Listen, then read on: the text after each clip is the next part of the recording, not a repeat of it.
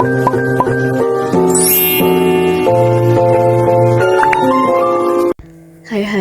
halo Cedufem. Nah, pada video kali ini aku mau membahas tentang retrosintesis. Ini salah satu materi dari mata kuliah sintesis senyawa organik. Buat kalian yang belum kenal aku, kenalan dulu yuk.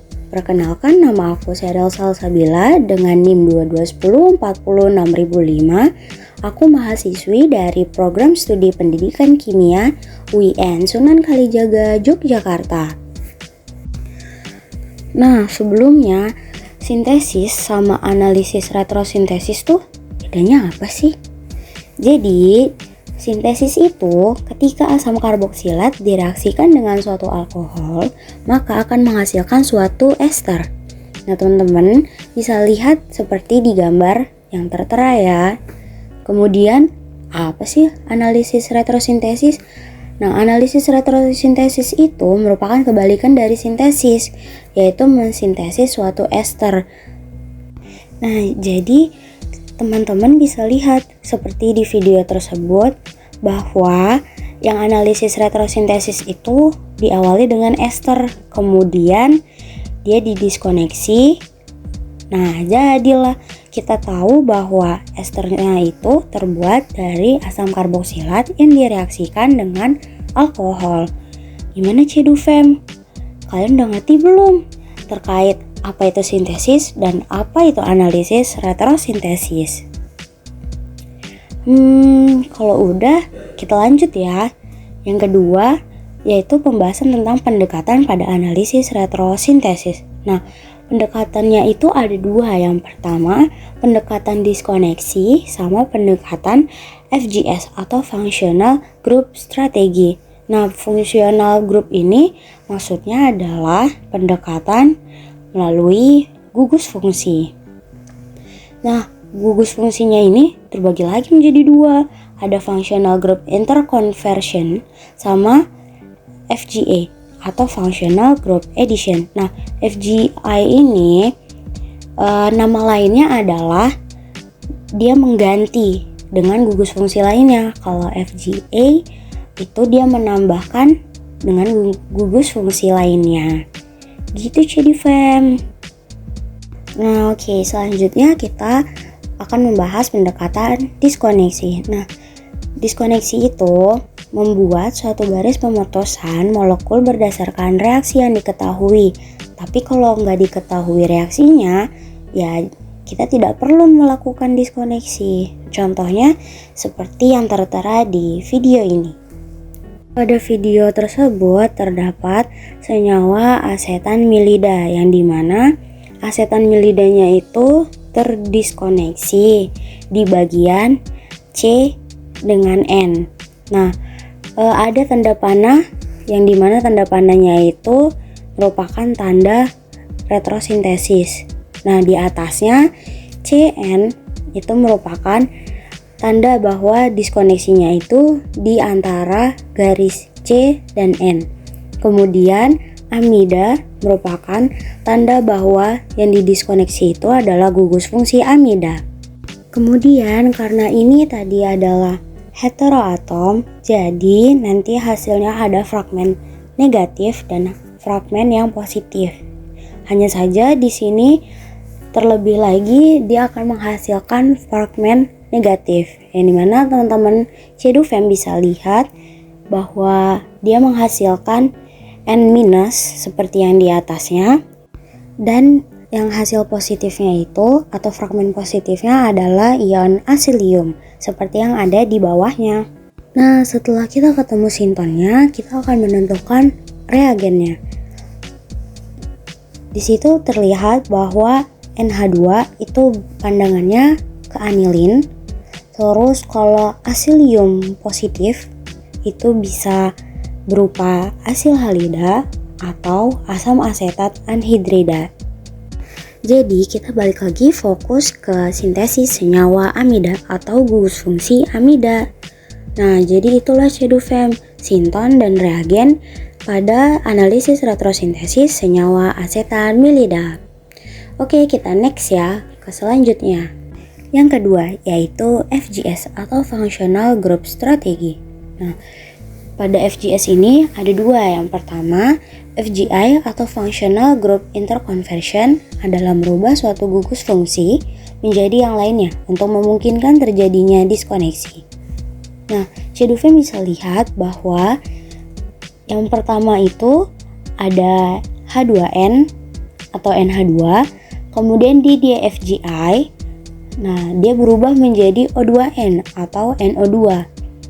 Kemudian barulah dia bisa didiskoneksi karena NO2 itu lebih mudah didiskoneksi dibandingkan NH2. Nah, di bagian bawahnya itu ada retrosintesis yang dimana itu digugus C garis N atau CN. Nah, kemudian dia menghasilkan 5 toluen. Kemudian ada yang kedua yaitu FGA atau Functional Group Addition, adalah menambahkan suatu gugus fungsi yang imajinatif. Contoh pada FGA ini adalah etilbenzena, yang dimana kalau kita belajar tentang kimia organik, etilbenzena itu gampang sekali dibuat melalui alkilasi Freelicraft. Nah, jadi kita di sini punya benzena yang direaksikan dengan etil klorida melalui Freelicraft. Nah, etilbenzena ini juga bisa direaksikan dengan berbagai cara. Nah, karena ini FGA atau Functional Group Addition yang dimana kita menambahkan suatu gugus fungsi. Nah, di sini saya coba menambahkan keton pada senyawa tersebut. Nah, karena pada dasarnya FGA ini ditambahkan dengan gugus fungsi yang kita ketahui. Nah, jadi di sini ditambahkan dengan gugus fungsi karbonil. Kemudian dihasilkanlah asetofenon. Lalu asetofenon ini bisa dihasilkan dari reaksi asilasi Freelicraft. Nah, yang dimana nanti didiskoneksi pada ikatan CC, kemudian direaksikan melalui reaksi Freelicraft. Nah, setelah itu baru dihasilkan suatu benzena dan asam halida. Nah, itulah menggunakan functional group addition atau menambahkan gugus fungsi. Oke, selanjutnya kita balik lagi ke diskoneksi. Nah, Ceduve bisa lihat di sebelah kanan ada suatu reaksi yang dimana reaksi tersebut terbagi menjadi dua gugus fungsi. Jadi ada gugus fungsi amina dan gugus fungsi ester. Nah, kalian bisa fokuskan bahwa di sini nanti akan ada sintesis senyawa dari gugus ester sama gugus amina. Selanjutnya kita fokus pada diskoneksinya. Nah, diskoneksinya itu karena ini heteroatom. Kalau heteroatom yang amina itu ada di N dan heteroatom pada gugus fungsi ester itu ada di O-nya. Oke, karena kita punya dua diskoneksi, nah nanti kita coba perbandingkan keduanya dan manakah yang lebih memungkinkan terjadinya diskoneksi. Oke, jadi pada analisisnya ini yang A itu CN dulu baru CO, kemudian yang B itu ada CO dulu baru CN. Nah, pada yang A itu kita substitusikan, jadi CN-nya didiskoneksi, kemudian direaksi substitusi dan dia menghasilkan benzyl bromida dan 4 amino ester. Di sini kita punya 4 amino ester, kemudian kita diskoneksi di bagian CO-nya melalui reaksi esterifikasi dan dihasilkan 4 amino benzoic acid dan juga dihasilkan etanol. Kemudian masuk ke alternatif yang kedua yang dimana CO dulu baru CN-nya. Nah, jadi CO didiskoneksi kemudian melalui esterifikasi, kemudian menghasilkan asam benzoat dan juga etanol. Lalu kita diskoneksi pada ikatan CN melalui reaksi substitusi sehingga menghasilkan 4 amina benzoic acid dan juga benzyl bromida. Nah, selanjutnya kita coba sintesisnya dan kita perbandingkan analisis antara keduanya. Yang pertama yaitu 4 amina benzoic acid dan kita lakukan esterifikasi dengan katalis asam, lalu menghasilkan 4 amino ester. Nah, kita melakukan reaksi substitusi dalam kondisinya basah dengan benzil bromida.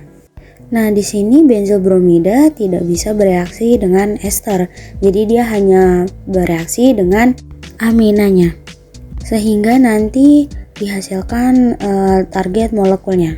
Nah, jadi untuk sintesis yang pertama ini dia bisa digunakan. Oke, selanjutnya yang B, di mana kita mereaksikan 4 amino benzoik acid dengan benzil bromida dan menggunakan katalis basa. Nah, jadi kita bisa lihat NaOH di sini bisa direaksikan dengan OH dan bisa menghasilkan suatu garam karboksilat, dan itu juga termasuk nukleofil. Kemudian benzil bromida itu bisa direaksikan dengan asam karboksilatnya atau direaksikan dengan aminanya. Nah, jika kita menggunakan analisis yang B ini, maka kita tidak akan menemukan target molekulnya seperti itu. Sehingga jalur yang memungkinkan yaitu analisis retrosintesis yang A. Oke, sekian dulu video untuk kali ini. Thanks for watching and see you on next my video. Bye bye.